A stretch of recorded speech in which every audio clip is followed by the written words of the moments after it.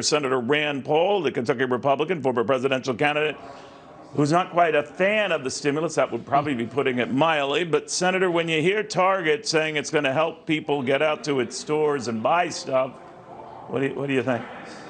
Well, my first thought would be, why don't we give people $2,000 every month? Or maybe $2,000 every week. I mean, why don't we give everybody $100,000? I mean, I would love to have $100,000 to go spend at Target, but it's sort of foolish economic sense, makes no economic sense. Sure, it stimulates things, but it destroys the currency and destroys the foundation of the country. And so I think it's a really bad idea. And people with common sense should think through this. Is anything really free in this world? Do you ever get anything without work? I mean, does it make sense that we shake the money tree and give people free money and it's actually going to work? No, it works in the short run, just like Keynes talked about. In the short run, stimulus is good. And in the long run, people like Keynes and others acknowledge that we'll all be dead, so who cares about the future? But I do care about the future. I care about my kids and my grandkids. I care about the country. So no, it's a foolish idea, and we shouldn't do this. All right, I'll put you down as not impressed. So let me get your, Senator, your take on where this is going. The president is going to be meeting with key Democrats today and trying to cobble together something. But there's a division within even the Democratic ranks on this. We understand that Elizabeth Warren is still itching to get that minimum wage hike in this stimulus measure, even advising Kamala Harris, the vice president, to force it in and you go ahead and challenge the parliamentarian on this. Can you do that? I mean, if the parliamentarian rules on something, isn't the parliamentarian word final? No, they can overturn the chair, and that's called the nuclear option. It's been done before on Supreme Court and appeals court as far as having a simple majority. Okay. But essentially, it gets rid of the filibuster. And if they overturn the chair on this, that would mean from now on, budget bills can have anything you want to stick in them. And so basically, a budget bill would be a repository for thousands of different bills, and they would all pass with a 51% margin in the Senate. So many of us who believe that the institutional filibuster protects us from lurching too far to the right or to the left would be very, very troubled if this happens. And we have to hope, to goodness sakes, that there's at least one or two sane Democrats who will say, we don't want the country to go this quickly headed down the road towards socialism.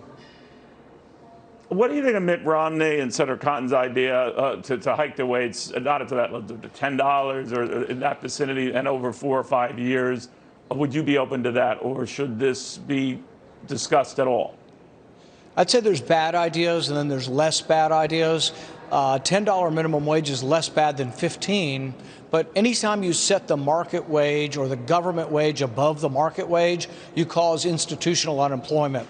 The people who are hurt the worst by this, in study after study, are teenagers, particularly black teenagers, people trying to get their first job. People have to realize you could set the minimum wage at $50 an hour. That doesn't make you compassionate. It makes you foolish because you're cutting out all the people who would earn less than that could provide a functional service. Look, all 3 of my boys worked minimum wage jobs, not because it's a great end job, but it's a great beginning job. It's good to learn the work ethic, to show up on time. And if you don't get those jobs as teenagers, you may not develop the work ethic you need to get into the workplace. Senator, I know you did not go to CPAC. I'd be curious, though, one of the themes of CPAC, besides the attention the president enjoyed and, the straw poll doing quite well, as you were in several straw polls in past years, but this idea that we got to do more, go big on stimulus and all of that stuff. It didn't sound like a Republican gathering to me. What did you think? Well, all I can say is Donald Trump has yet to win more than the Paul family. My dad and I think, have the record for most CPAC wins, so he's got a little ways to go on that. But I would say the debate is good, and the future of the Republican Party, I think, should be limited government. We shouldn't be the party of handing checks out to people. So that's a real honest debate we ought to have. We're not the party. I heard a lot of their stuff, Senator. They're not. I mean, between that and spending an inordinate amount of time bashing people like Mitt Romney and Liz Cheney, I mean, that's a far cry from the Ronald Reagan 11th Commandment days, not saying anything bad about fellow Republicans. What's happened to the party? Well, I think we're going to have to figure out where we go from here, and there will be a robust debate.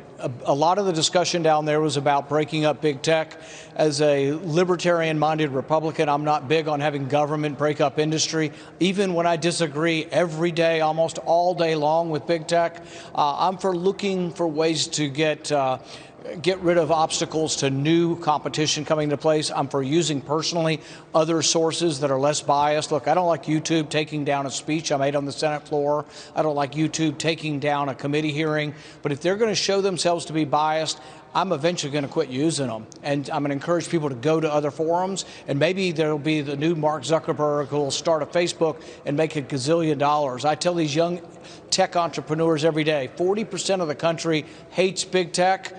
Become the new big tech, and you'll get 40% of the country immediately come to your services. Shouldn't be that hard to be the next billionaire by having an open forum that is not biased. And Facebook and Twitter, they need to wake up because, look, I'm one that's not big on breaking them up, but I'm unhappy with them every day about their censorship, private censorship.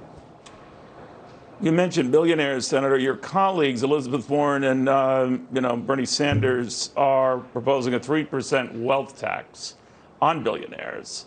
It would be pennies on the dollar, they say, and they can easily do it. It can raise a lot of revenue. What do you say? I suggest they look to Sweden. They're always saying, oh, how great Sweden is. Sweden had a wealth tax, and guess what? All the rich people left for decades. But they got rid of their wealth tax and they invited their wealthy back, founder of IKEA, Bjorn Borg, others. They finally got back when the government got to their senses. A wealth tax will destroy our country. It's not good for our country. We want to reward people who sell stuff to people voluntarily and make money because people buy their services or their products.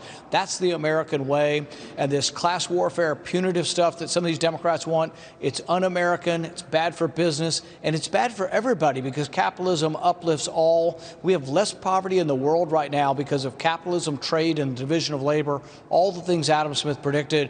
But the class warfare people need to get a grip on what happens. When they take over, we become Venezuela, and I don't want that for our country either.